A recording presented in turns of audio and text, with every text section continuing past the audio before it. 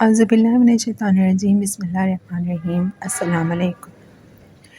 پچھلے دنوں 2 لوگوں کی ڈیتھ ہوئی اور ان کے جنازوں میں شریک ہونے کا اتفاق ہوا۔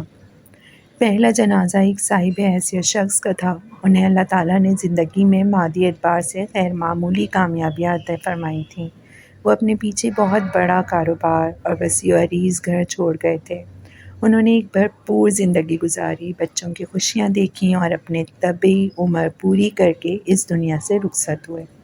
جبکہ دوسرے جن بزرگ کی ڈیتھ ہوئی تو وہ ایک ایسے صاحب تھے جن کے پاس ملازمت تھی، نہ اپنا گھر۔ ڈاکٹر نے ان کے ایک معمولی مرض کی غلط تشخیص کی، آپریشن ہوا، ان کے جسم میں انفیکشن پھیل گیا اور وہ اپنی طبعی عمر سے پہلے ہی دنیا سے رخصت ہو گئے۔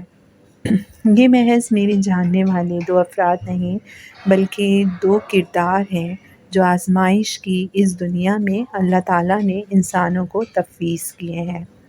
غربت اور عمارت، پانا اور کھونا، خوشی اور غمی، آزمائش کی اس دنیا میں امتحان کے پرچے ہیں۔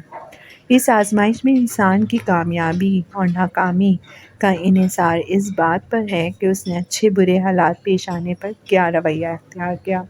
اس نے اللہ اور بندوں کے حقوق کس حد تک پورے کیے۔ اس نے حق، انصاف اور احسان کا رویہ اختیار کیا یا ظلم، جہالت اور تعصب کا۔ اللہ تعالیٰ کے نزدیک کسی شخص کی کامیابی اور ناکامی کا انحصار اس پر نہیں کہ دنیا میں اس نے کیا کمایا۔ اس کا فیصلہ اللہ تعالیٰ خود کرتے ہیں۔ وہ انسان کی مادی دنیا اس کے جسم کی طرح خود تخلیق کرتے ہیں۔ وہی طے کرتے ہیں کہ دنیا میں اسے کس قسم کے حالات سے گزرنا ہے۔ البتہ ایمان و اخلاق کی دنیا انسان کو خود تشکیل دینا ہوتی ہے۔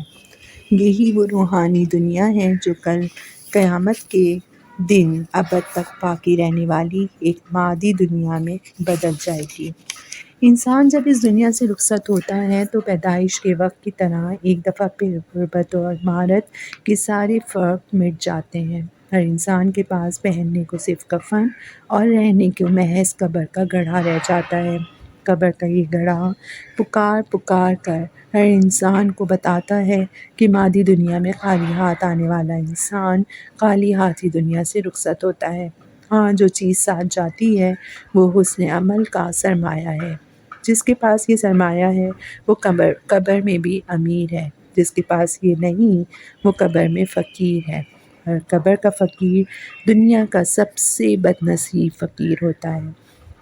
آئیے ہم دعا کرتے ہیں کہ اللہ ہمیں قبر کا فقیر نہ بنائے اور ہمیں توفیق دے کہ ہم قبر کے امیر بن جائیں۔